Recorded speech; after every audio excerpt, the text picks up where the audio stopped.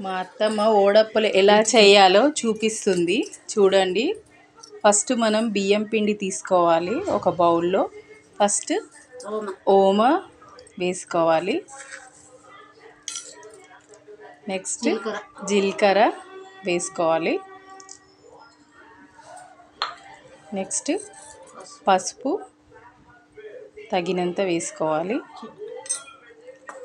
Next కారం పొడి మనకి ఎంత కావాల్సిందంటే, ఎంత కారం తినాలనుకుంటే అంత వేసుకోండి కారం.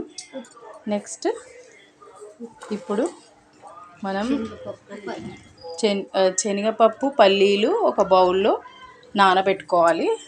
కొంచెం సేపు ఒక 15 నిమిషాలు నానబెట్టుకున్న పల్లీలు శనగపప్పు ఆ వాటర్ తీసేసి అందులో బౌల్లో వేసుకొని కలుపుకోవాలి, మిక్స్ చేసుకోవాలి.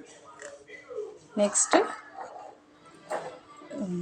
సాల్ట్ తగినంత మనం సాల్ట్ వేసుకోవాలి.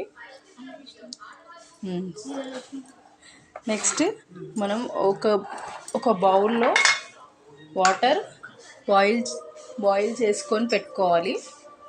అంటే ఆ బాయిల్డ్ వాటర్ ఇందులో వేసి కలుపుతూ ఉండాలి. మనము వాటర్ ఇలా మొత్తం మిక్స్ చేసుకోవాలి.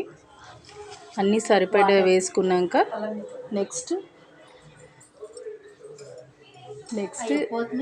కొత్తిమీర పుదీనా కావాల్సుకుంటే వేసుకోవచ్చు, లేకపోతే లేదు.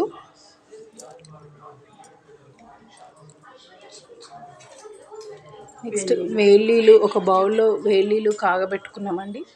ఆ వాటర్ ఈ బియ్యం పిండిలో కొన్ని పోసుకుంటూ కలుపుతూ ఉండాలి. ఒక స్పూన్ తీసుకొని మెల్లగా ఇలా కలుపుతూ ఉండాలి. కలుపుకోవాలి. ఇలా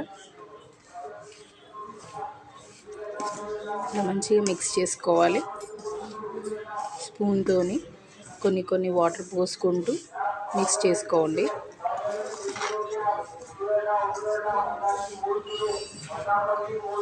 సరిపడా వాటర్ పోసుకోవాలి.